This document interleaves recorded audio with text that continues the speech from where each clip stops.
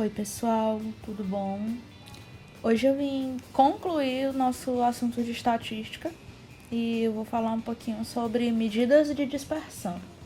Como a gente viu anteriormente, né, as medidas de tendência central, elas buscam representar um conjunto de dados por meio de um único valor, né?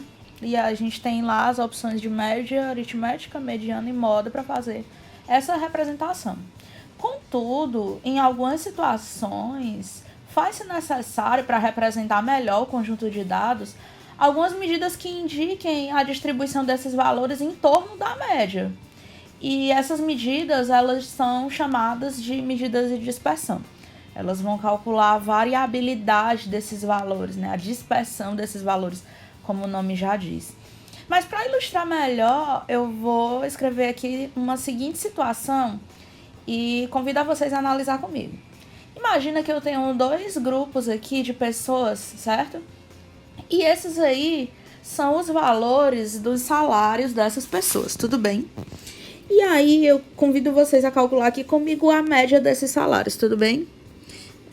No primeiro grupo, eu tenho aqui o primeiro valor é 2.660, depois eu tenho 2.700, depois eu tenho 3.040, 3.200, mais 3.400.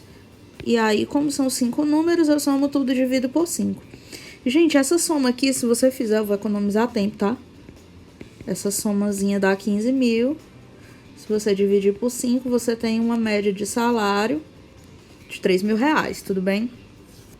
Se você vier aqui no grupo 2 e calcular a mesma coisa, você vai ter aqui os valores 1.680, mais 1.680, mais 1.900, mais 3.800, mais 5.940. Soma tudo, divide por 5, também dá 15.000. Dividido por 5 também dá R$3.000 a média. Aí o que você vai observar? Gente, é justo eu dizer aqui no grupo 2 que o salário médio desses funcionários é R$3.000. Você acha justo que essa galera que ganha aí só 1.680, 1.900 e tá bem longe dessa faixa do 3.000? Então é isso que eu quero que vocês percebam. Se vocês notarem, em ambos os exemplos a média é 3.000. Só que no exemplo 1, os valores eles estão mais próximos do valor da média, os valores da amostra. Enquanto que no exemplo 2, esses valores eles estão mais distantes, mais espalhados em torno da média. Então a gente diz, né, na estatística, que esse exemplo 1 aí são valores menos dispersos em relação à média, com relação ao grupo 2, né? Porque são valores que se aproximam mais da realidade, ou seja, a média se torna um valor de fato representativo. Só que no caso do segundo exemplo aí, quando a média não é representativa de fato, é que entram nessa história as medidas de dispersão, certo? E para calcular as medidas de dispersão, o que a gente precisa entender? A gente precisa entender o que é o conceito de desvio médio, variância e desvio padrão, certo? Quando a gente fala de desvio médio, é o desvio com relação à média. Qual é a diferença, né, em módulo, tá? Qual a diferença em módulo dos números da minha amostra com relação à média? Então, para a gente calcular o desvio médio, o que acontece? Você vai pegar cada valor da sua amostra menos a média. Por que em módulo? Porque eu preciso que esse valor seja positivo. Eu quero saber qual o desvio. E o meu desvio, ele sempre é um valor que é positivo, certo? Ele é dado pela média aritmética dos valores absolutos dos desvios de cada valor em relação à média. Então, o que eu vou fazer? Eu vou pegar cada elemento da amostra menos a média. Eu faço isso até acabarem os meus elementos. E aqui na parte de baixo, né, divide pelo total. O N é o total de elementos, certo? Esse desvio médio, ele serve para te ajudar a calcular a variância, porque o desvio médio, ele traz para cá, certo? Então, a variância, ela calcula essa dispersão, de fato, né? Então, eu vou usar o meu desvio médio certo? Só que para eliminar a possibilidade de negativo, eu utilizo o quadrado, certo?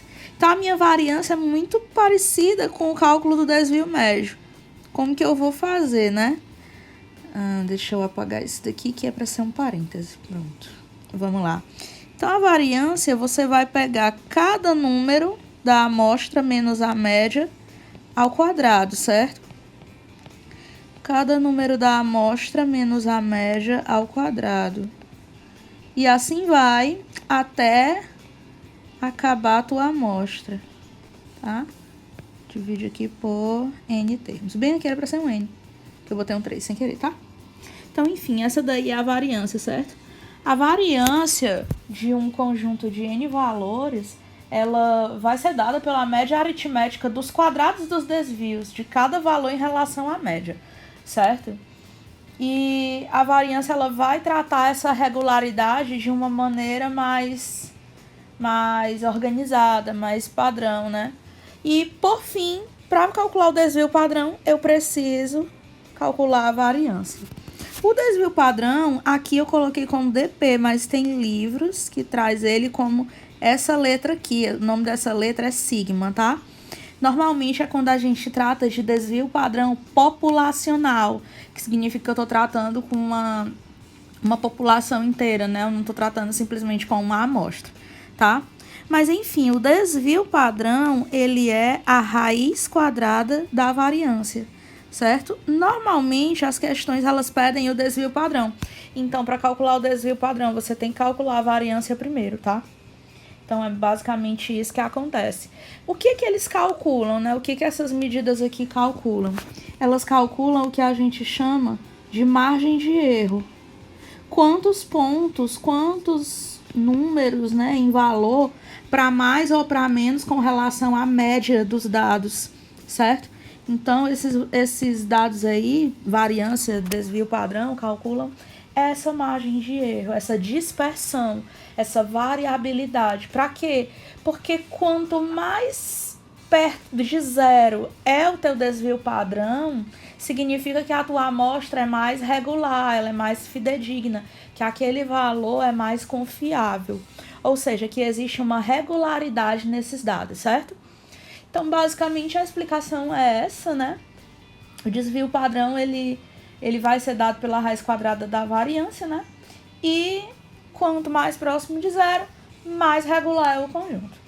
Para ilustrar essa situação, eu vou resolver com vocês aqui um exemplo, né? Deixa eu voltar aqui. Vou resolver um exemplo, tá? Observe a seguir as idades dos alunos de uma das turmas do terceiro ano do ensino médio de certa escola. E aí eu tenho aí uma turma do turno noturno do ano de 2016 em alguma escola. E aí na linha de cima, na primeira linha aí, eu tenho a idade dos alunos, 16, 17 até 22. Observe que não tem o 21, tá? Na amostra só tem 16 a 22, aí é um caso isolado de uma turma. E embaixo eu tenho a FI, que é a frequência absoluta, a contagem dos dados, certo? Então, vamos calcular aqui a variância e desvio padrão dessa amostra. Para eu calcular a minha variância, meu desvio padrão, a primeira coisa que eu tenho que fazer é calcular a minha média aritmética, certo? Então, calculando aqui a minha média aritmética, eu tenho uma média aritmética ponderada, né? 16 alunos têm 16 anos, então eu faço 16 vezes 16. 9 alunos têm 17 anos, 9 vezes 17, por aí vai. 4 alunos têm 18 anos, 2 alunos têm 19 anos, 1 aluno tem 20 anos e mais um aluno tem 22 anos. Tudo bem? E aí aqui eu faço o somatório e divido pelo total. No caso aqui eu tenho 16 mais 9, eu tenho 25, 29, 31, 32, 33. Eu tenho 33 alunos nessa linha aqui da tabela, tá? E aí eu vou economizar tempo, né? Como sempre. Esse produto, primeiro eu faço todos os produtos, depois eu somo os resultados.